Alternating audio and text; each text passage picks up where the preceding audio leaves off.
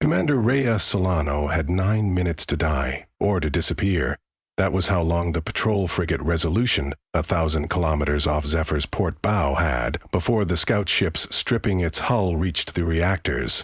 The Kailiri Armada had arrived without preamble, a glassy crescent of violet drive flares sliding out of occulted space, weapons charging while the colonial comnet still chimed with routine weather bulletins. Zephyr was not a warship, barely 200 meters from nose to wake vanes, skin a patchwork of carbon truss and experimental alloy whose warranty Technic Command still refused to sign. Her business was speed, not survival, but Solano, staring at the disintegrating Resolution, no longer had the leisure of preference. "Slipstream coil is warmed," Chief Engineer Nassim called from the pit, voice brittle and over-serene. "The math says we can't be here yet." "The invaders didn't read the math," Solano answered. "Plot a soul arrival on the second barycentric null impossible vector, maximum offset." Nassim hesitated. "Ma'am, that gives us a temporal delta of -36 hours. Command cautions we do not." "Command cautioned. Command also strapped this drive to my keel. Light it." She felt it more than heard it, a harmonic hum that slid under the normal deck quiver of fusion thrust. Velocities folding into themselves like origami and then straightening along a line not plotted on any relativity chart. The stars blinked out, replaced by a prism of dark that smelled, in the curious way slip space always did, of cool sand and iron. The Zephyr vanished at 2017 standard, 43 seconds before the Resolution collapsed in a white blossom that turned every screen on the bridge pure, unsparing day. The non-linear approach ripped them back into real space just outside the ecliptic. Jupiter shone fat and complacent. Earth glittered a blue 12-arc-minute crescent. The chronometer read 8:02, the day before yesterday. Rhea let a breath leak out. They had done what white papers said was physically inadmissible. Outrun causality, show up before they'd left, cross the minus sign without paying the paradox toll. "Squawk to Terran Home Guard," she ordered. "Priority Omega Black, authentication string Delta Solano 14, Ensign Vu transmitted." The response was textbook brisk, Earth's strategic tracking net, evidently having coffee and assuming the century's worst alarms were still hypothetical. Solano allowed herself 10 words. "Invasion fleet at Proxima Burn 7. They'll outjump Burn Line in 30 hours. Forwarding telemetry." A beat of silence, then rapid cross-check queries, handshake codes. Realization rippled through unseen corridors of power. Home Guard's controller, who had begun with clipped courtesy, returned an octave lower, steeled and urgent. "Courier Zephyr, your data matches no known threat profile. Nonetheless, your clearance holds. Stand by for vector to dock Alpha 9. Debrief, in person. Bring drive records." Earth orbit defense node Alpha 9 resembled a silver crab at anchor. Zephyr slid into its cradle, hard umbilicals clamped. The moment Rhea unsealed the airlock, naval provosts in gunmetal EVA suits took the flight wrecker cube as if it were plutonium. Admiral Kiros met her in a spherical briefing vault, alive with holoprojected star fields. He was lean, white-haired, with eyes so unstinting they seemed another inspection laser. "You claim you departed Proxima Burn at 2017 day of and arrived Sol 8:02 day before," he said without preamble. "Show me why I shouldn't charge you with fraud or lunacy." She showed him. Hull scam of the Kailiri cruisers, spectral lines unfamiliar to any human arsenal, the Resolution's last scream, the slipstream telemetry plotted against real-time gravitational maps. Everything matched except the chronological sign. Kairos accepted it faster than she had expected. Crisis compresses skepticism. "All right," he said at last.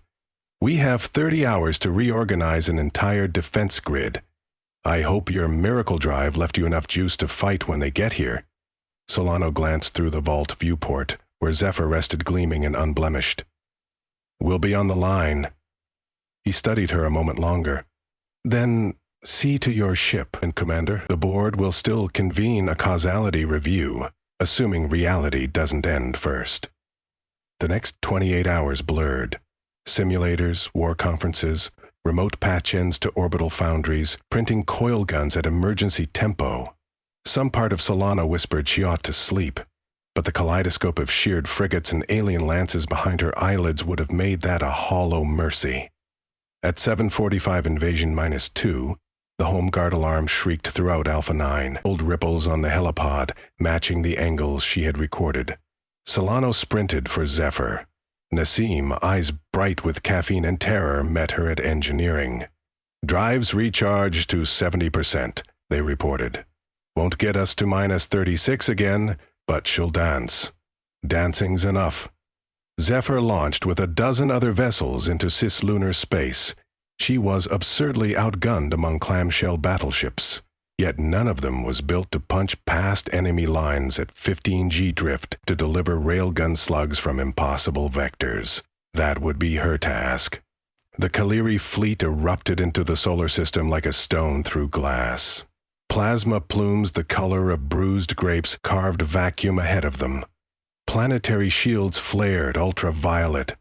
Solano drove Zephyr on a corkscrew intercept with the lead cruiser, popped from slip into shooting distance, spat 2 tungsten needles across its midsection, and fled before return fire could bracket her. The cruiser reeled, venting amethyst radiation. Cheers burst from her comms, but the alien line was still vast, and human defenses, though braced, had not finished realigning. Watching tactical overlays shift from yellow to blood-red pockets, Rhea understood the Armada could still reach Earth orbital. "Command," she transmitted. "This is Zephyr. I can make one more slip pass into their core. After that, the drive's cached." Admiral Kairos's voice, ragged now. "Acknowledged. If you see an opening, take it." Beneath her boots, vibrations trembled up from the bulkheads, the coil trying to spool energy it no longer fully possessed. Engineer Nassim broke protocol, whispered directly onto the command channel. "Rhea, we can't punch inside their shields and also come home on remaining margin. Not coming home maybe buys everyone else that chance." Nassim swallowed. "Understood." They powered toward the enemy center, every alarm on Zephyr's boards a scarlet blossom. Slipspace yawned yet as they fell into its impossible geometry. An idea slid across Solano's mind like a cold coin. The first jump had outrun causality by 36 hours. Theoretical limit? Unknown. She was about to overstress the engine anyway, probably fatally. But what if, instead of a suicide dash, she bent the timeline once more? "Nassim," she said, voice strangely calm. "Dial the exit not to their core, but to Sol orbit again. 2 hours earlier than now. That's outside validated solution sets. Either we melt here, or we break physics twice. Run the calculations on the way." She felt the engineer's reluctant nod as surely as a tactile ping. Slipstream locked, the universe folded. Zephyr surfaced in the same orbital shell, but the tactical feed now read 5:58, 123 minutes before the moment they had just left, still 8 hours after their first arrival. A different sky greeted them. The Courier advance was fractionally farther out, the human flotilla repositioning rather than bleeding. And there, below the ecliptic, sailed the Zephyr herself, but not yet herself. Racing to the engagement, she remembered. Hull pristine, stacks full. For a heartbeat, the sight struck Solano mute. Reflex spooled a curt set of encryption keys only she knew. She hailed her prior self. "Zephyr Prime, this is Zephyr Echo. Do not query authentication, it will match." A silence crackled, then her own voice, edged in bewilderment. "Identify. You will listen. Enemy cruiser K-31 shows ventral weakness. Tag it with slug burst and brake starboard 14 degrees. Echo out." She cut the channel. The paradox was already intolerable, yet she watched her younger counterpart adjust course as suggested. "Commander," Nassim murmured, half prayer, half damning awe. "We're going to use the extra drive margin to keep looping," Solano said. "Each time we come back a bit earlier, Add another knife to the fight. Temporal duplication will pile hulls and crews. Then we coordinate, or we go and say either beats extinction. Over the next 90 minutes, Echo Zephyr, her current self, relayed flanking data to Home Guard, strafed 2 destroyers, and tested the weakened slipstream again, emerging another hour ahead of schedule. Now 3 Zephyrs cruised Sol space: Alpha, the earliest, Beta, an hour senior, and Echo, commander of this impossible triad. With each loop, the engine deteriorated. Coil plates warped to rainbow tarnish, containment fields fluttered like wounded gull wings. The crew was faring little better. Ensign Vu vomited between combat bursts, yet locked targeting with vicious precision. Nassim's hands shook so hard the drive interface kept refusing biometric confirmation. At 4:12, the 4th continuity Earth's defense shifted, thanks to compounded Zephyr hits. The alien spearhead fractured. The flagship's screen collapsed, forced to fall back behind its escorts. Home Guard hailed the triad. "Curse you, Zephyrus. Whatever devilry you're employing, keep it up. You're the sharpest tooth in our mouth." Rhea found herself laughing, bitter and euphoric. Yet she knew the collapse curve. Another loop might overload the core entirely, and if a Zephyr emerged too close on its own timeline, quantum divergence models predicted unpredictable annihilation. The universe, finally sick of indulgence, might snap back. "Cycle 5, she told her doubles on encrypted wave. "Alpha, you jump at T-minutes 3 minutes from now. Beta, you follow 6 minutes after. I'll remain to cover withdrawal." Alpha Rhea's voice was ragged but resolute. "Copy. See you again in a minute ago." Beta snorted. "We need better jokes." They parted. Echo Zephyr speared a Courier frigate at point blank, shearing its spinal rail before spin-kicking clear of the blast. Debris pinged off Zephyr's scarred skin like hail. Inside, alarms sobbed. Reactor temperature ablated safety margins, the slipstream well-coughed arcs of blue fire across the engineering deck. Nassim slapped them with an auto-extinguish wand, forearms blistering. "Drive's nearly slag," they screamed. "One more outrun and we fuse." Rhea weighed the admission, felt bones vibrate in sympathetic frenzy. "Then one more is all we need." The 6th jump plucked them brutally out of causal flow. Chronometer sputtered, blanked, finally blinked 3:07. On the sensors, Zephyr Alpha and Beta were still mid-burn inbound. Everything stable so far.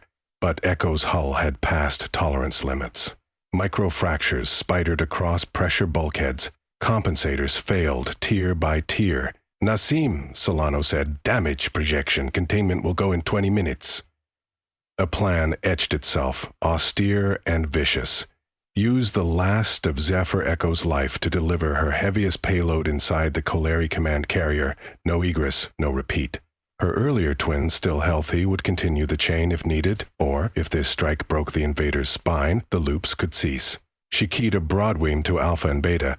"Listen, I'm making a terminal run. If it works, hold position. Do not loop again. Break the cycle. Stabilize the timeline. Understood?" "Echo, that's insane," Alpha protested. "Complaints noted. Execute." She cut comms before argument could root. Deep in slipspace, for the last time. Void sang around her like wind through cathedral bones. She thought about causality, about the Rhea who had set out from Proxima Burn and was still there, yesterday and forever. About whether her sacrifice would echo backward, spare that first self. Impossible conjecture. Zephyr Eco fell out of slip inside the Courier carrier's shield bubble. An act no sane pilot would attempt. Like a silver dagger, she plowed through the organic-looking hull, wedging herself while torpedoes armed. Solano had seconds. She triggered all magazines, vented reactor safeties, slammed a palm over the ship wet. "All hands, this is the commander. It has been an honor." Light swallowed her. When chronology knitted itself, there were 2 Zephyrs left, Alpha and Beta, though the naming was now academic. They were the only versions extant. Nothing remained to compare. They watched from lunar orbit as the Courier flagship detonated from within. Echo's last strike. rippling a chain reaction that toppled tactical arrays, gutted coordination across the alien fleet. Human cruisers advanced, methodical, merciless. By 2:11 the armada cracked, retreating in ragged micro-jumps. Admiral Kairos's broadcast, voice hoarse with wonder. "This is Home Guard. All Terran vessels stand down for maximum alert. The enemy is in full withdrawal." A muted cheer rolled through Alpha Zephyr's bridge. Yet it felt thin, half-finished. They had won by drafting ghosts of themselves. One of those ghosts had paid in fire. Solano Alpha Original selected a private frequency to Beta. No encryption, nothing left to hide. "Still with me?" "Banged up, hull scored, but breathing," Beta said. A pause. Echo saved our asses. She saved more than ours. Another silence, loaded. Paradox still hung between them like a loaded pistol. Two identical women, piloting two identical ships, displaced by an hour. Command might tolerate it for a while, long enough for research cadres to poke, and then there were no protocols. Beta voiced the thought for both. Time wants one of us gone. "Perhaps," Alpha allowed. "But we'll let the philosophers argue. Until ordered otherwise, we serve together. Then, together." 2 weeks later, the war was officially deemed a Terran victory. First phase. The Calari frontier withdrew, their slip signatures absent from all patrol scans. Earth entered a feverish celebration, equal parts jubilation and grief for what had nearly occurred and for those lost among them, an officially non-existent crew of an experimental Courier. In a clean, sunlit hall of strategic command, Solano Alpha sat before a tribunal of 6. Admiral Kairos presided. He spoke without ornamental clearing of throat. "Commander, your after-action review states you executed multiple temporal re-entries, resulting in tactical advantages and a casualty count we are still unraveling. You further report the total destruction of one iteration of your vessel and its crew. Is this accurate?" "Yes, sir." "And you assert the surviving Zephyr Beta and crew are temporally offset but otherwise integral?" "Correct, sir." Kirosh regarded her. Something like humor ghosted his austere face. "You understand the nightmares you have dropped upon my physicists." "I have sympathy for them, sir." She hesitated. "But I have more for Earth." Still spinning. A nod. "As do we all." He folded his hands. "Very well. Strategic Command rules the experimental drive program classified Infinity Black. Both Zephyrs will remain in service under Joint Commission. Your future orders will make your past look elementary, Commander." She saluted, heart hammering. "Understood." The Admiral's gaze softened by microns. "For what it's worth, Ria, Solano, you, and your shadows, save the species. History is going to need a new verb tense to write about you." Alpha Zephyr drifted alongside her sister ship at the threshold of a new patrol. 2 prows, identical.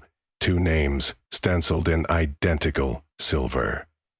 On the shared command channel, 2 Riaz counted down synchronously. "Helm. Ready slipstream. Drives aligned. On my mark." She paused, felt the moment stretch. A filament plucked between yesterdays and tomorrows.